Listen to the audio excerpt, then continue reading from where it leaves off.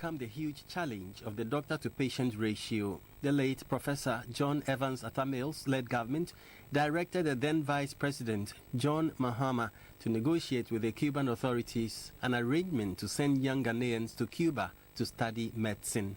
Government paid for the tuition, accommodation, feeding, monthly stipends, annual book and medical allowance, air return ticket, and finally, an end, of course, shipment allowance. An amount of $150,000 was paid per trainee for the 7-year duration program. In all, 250 Ghanaians, made up of 85 females and 165 males, were sent to Cuba to be trained. Out of this number, 220 Ghanaian students successfully graduated. 9 failed the Cuban state exam and are to rewrite in October. 7 were engaged in various infractions of the laws of the Republic of Cuba and repatriated home. 13 students also repeated or changed their courses. Another student was brought home on medical grounds and will resume his studies when he fully recovers. A graduate student, Mr. Abdul Rahman Idrisu, bolted while 2 other doctors refused to tender in relevant documents to the Ghana mission in Havana. The 220 doctors are now home. They are expected to write the medical and dental council exams as a prerequisite to practice in the country. The registrar of the council, Dr. Eli Atikpi, advised the newly Cuban-trained doctors to prepare themselves well for the exams. The registrar of the scholarship secretariat, Mr. Kingsley Ajiman, said the current government has cleared all arrears on tuition and accommodation which were not paid by the previous administration from 2014.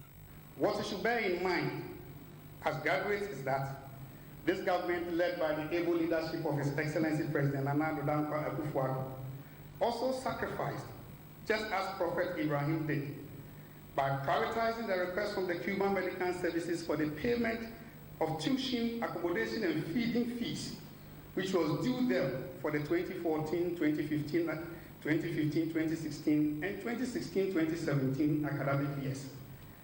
He further settled the almost a year's stipend which had not been paid to you medical doctors. As a result of his general commitment towards empowering Ghanaian students everywhere, His Excellency received from the student leadership in Cuba a letter energizing him for the unmatched welfare assistance.